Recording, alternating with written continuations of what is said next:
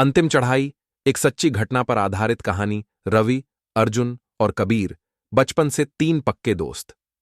School के दिनों से ही साथ, और अब जवानी में भी उनके बीच वही जोश और दोस्ती बरकरार थी। तीनों को एडवेंचर बेहद पसंद था, और इस बार उन्होंने तय किया था कि वे हिमाचल की पहाड़ियों में एक लंबा ट्रैक करेंगे। शहर के शोर और मोबाइल की दुनिया से दूर, प्रकृति की गोद में कुछ दिन बिताने। सुबह की ताजगी और जंगल की खामोशी के बीच उनका सफर शुरू हुआ। रवि हमेशा की तरह प्लानर था। मैप, टाइमिंग, रास्ते, सब कुछ उसकी डायरी में नोट था।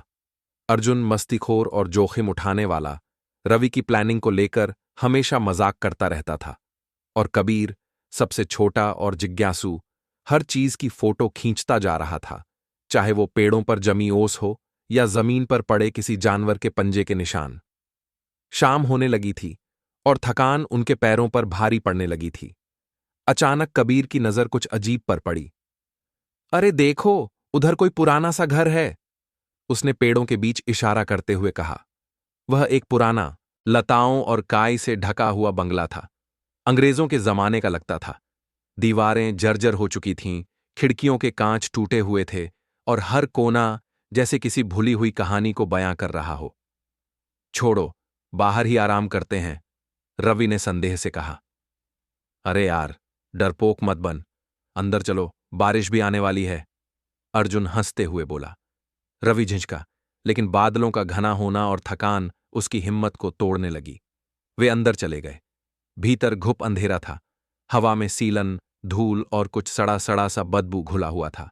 फर्नीचर टूटा हुआ, दीवारों पर मकड़ियों के जाले, और हर कमरे में पुराने चित्रों की आंखें जैसे उन्हें घूर रही हों। कबीर, जो कि हर चीज में रोमांच ढूंढ लेता था, अलग अलग कमरों में घूमने लगा। भाई, ये तो टाइम मशीन की तरह है, जैसे किसी और युग में आ गए हों, वो चहकते हुए बोला। या फिर किसी हॉरर फिल्म में, रवि ने धीरे से कहा। ऊपरी मंजिल के एक कमरे में कबीर को एक बच्ची का कमरा मिला। दीवारों पर पुराना वॉलपेपर था, शेल्फ में खिलौने पड़े थे, और कोने में एक पुराना आईना तथा मेज पर एक डायरी। कबीर ने डायरी उठाई और जोर से पढ़ने लगा। वो आईने से देखता है, घड़ी की टिक टिक के बीच वह जिंदा है, वह कभी नहीं सोता, वह इंतजार करता है। पागल है क्या, मत पढ़ जोर से, रवि चिल्लाया, लेकिन बहुत देर हो चुकी थी। टिक टिक टिक, घर की हर घड़ी एक साथ चलने लगी, और तभी कमरे का दरवाजा जोर से बंद हो गया। बत्तियां झपकने लगीं, ठंडी हवा ने कमरे को जकड़ लिया। लाइट वापस आई तो तीनों अलग अलग जगहों पर थे। रवि नीचे की मंजिल पर था। उसने अर्जुन और कबीर को पुकारा। कोई जवाब नहीं। अर्जुन अंधेरे गलियारों में भाग रहा था। हर आईने में उसका अक्स बिगड़ रहा था। एक आईना ऐसा आया जिसमें उसका प्रतिबिंब हंसते हुए रुका रहा, जबकि असली अर्जुन डर से कांप रहा था। कबीर एक टूटे आईने के सामने खड़ा था। उसका अक्स पलकें झपकाता रहा, और फिर अचानक आईने से एक सफेद, ठंडी, लंबी बांह निकलकर उसे खींचने लगी। उसकी चीख पूरे घर में गूंज उठी, लेकिन जवाब सिर्फ दीवारों ने दिया। अर्जुन किसी तरह रसोई में पहुंचा। उसकी सांसें तेज थीं।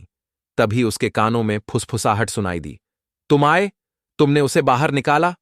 दीवारों से काले साए बहने लगे। हाथ, सड़े हड्डी रहित, उसकी ओर बढ़ने लगे। वह भागना चाहता था, गिर पड़ा, और फिर कभी नहीं उठा। रवि को फिर वही डायरी मिली। कांपते हाथों से उसने उसे पलटना शुरू किया। एक पंक्ति पर लाल रंग से घेरा बना हुआ था। जो आईना बंद करेगा, सिर्फ वही बाहर जा पाएगा। बाकी अब उसके हैं। अब सब समझ में आ गया था। ये घर डर से जिंदा था। जिज्ञासा इसका ईंधन थी। रवि पागलों की तरह हर आईना तोड़ने लगा। हर टूटा शीशा जैसे घर के जिस्म को चीर रहा हो। दीवारें फटने लगीं, रंग उतरने लगा, परछाइयां लंबी होती गईं। तभी उसे 2 आवाजें सुनाई दीं, अर्जुन और कबीर की। रवि, यार रुक जा, हमारे साथ रह जा। वह मुड़ा, देखा, वही दोनों, पर उनकी आंखें गहरी काली थीं, और मुस्कान मानो खाल के नीचे कुछ और हो। ये असली नहीं है, रवि फुसफुसाया। उसने डायरी को जलाया और सीधे मुख्य हॉल के सबसे बड़े आईने में फेंक दिया। आईना चटक गया। कांच के टुकड़े बर्फ की तरह उड़ने लगे। एक जोरदार चीख, जैसे हजारों हड्डियां एक साथ टूट रही हों, पूरे घर में गूंज गई। जब रवि बाहर निकला तो भोर हो चुकी थी। वह घायल था, खून में लथपथ, बमुश्किल चल पा रहा था। उसने पीछे मुड़कर उस घर को देखा, लेकिन अब वहां कुछ नहीं था। जहां बंगला था वहां अब एक खाली मैदान था, झाड़ियां, घास और वीरानी, मानो कुछ था ही नहीं। रवि शहर लौट आया, लेकिन अब वह वैसा नहीं रहा।